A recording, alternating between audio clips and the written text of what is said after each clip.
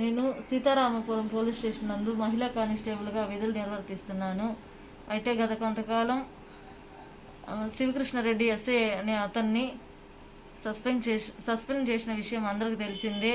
అయితే సదరు సస్పెన్షన్ విషయం వెనకాల నేను ఉన్నానంటూ సదరు మెమోలో నా పేరును పొందుపరిచినారు సిఐ గారు.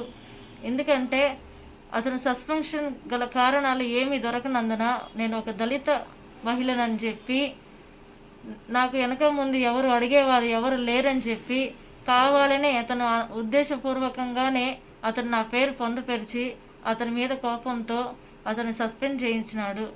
అంతటా సదరు విషయాన్ని నేను అడుగుదామని సిఐ గారి ఆఫీస్కి వెళ్తే ఆయన అందుబాటులో లేడు. నేను తర్వాత నేను వెళ్ళేసరికి నన్ను వైజాగ్ డ్యూటీ వేశాడు. మరి అక్కడి నుంచి మళ్ళీ నేను సార్తో మాట్లాడాలని చూస్తే తను కూడా హైకోర్టు డ్యూటీలో తిరుగుతున్నారు. అర్థం కాదు.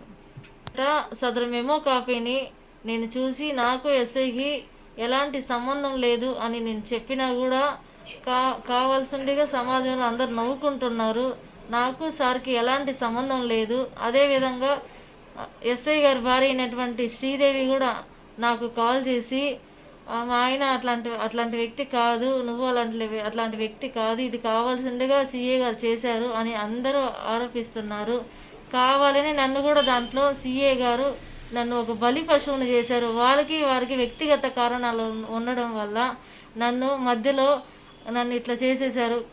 ఒక ఆడపిల్లనని కూడా చూడకుండా సిఏ గారు ఈ విధంగా నన్ను బ్యాట్ చేశారు అందరి ముందు. అందరూ నేను ఏ డ్యూటీకి పోయినా ప్రతి ఒక్కరూ నన్ను చూసి నవ్వుతూ హేళన చేస్తున్నారు.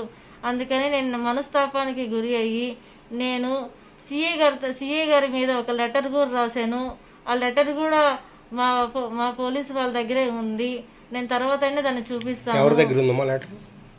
నేను శ్రీని సార్కి ఇచ్చున్నాను సార్, మళ్ళీ తీసుకుంటానని చెప్పాను. సార్ దగ్గర ఉంది. అయితే అదే సార్, దీని అంతటికీ కారణం సారే. నా పరువు పోయింది సార్, ఒక ఆడపిల్లని కూడా చూడకుండా. కానీ సార్ ఎంతోమందికి ఇల్లీగల్ రిలేషన్స్ ఉంటాయి సార్, ఎవరు పాయింట్ రేజ్ చేయలేదు. ఆమె కూడా ఎస్ఐ గారి భార్య కూడా నా భర్త పలానా ఆమెతో ఉంది అని చెప్పి ఆమె కూడా పాయింట్ రేజ్ చేయలేదు. ఈవెన్ అతని నుంచి నాకు ఎలాంటి ప్రాబ్లం రాలేదు, నా నుంచి కూడా అతనికి ఎలాంటి ప్రాబ్లం రాలేదు. కానీ ఇదంతా ఒక కుట్రగా చేసే సిఏ గారు ఈయనకి వ్యక్తిగత కారణాల వల్ల ఏదో ఒకటి చెయ్యాలని భావించి ఆయన ఇలా చేశాడు సార్. ఆయన మీద చట్టపరమైన చర్యలు తీసుకోవాలి సార్.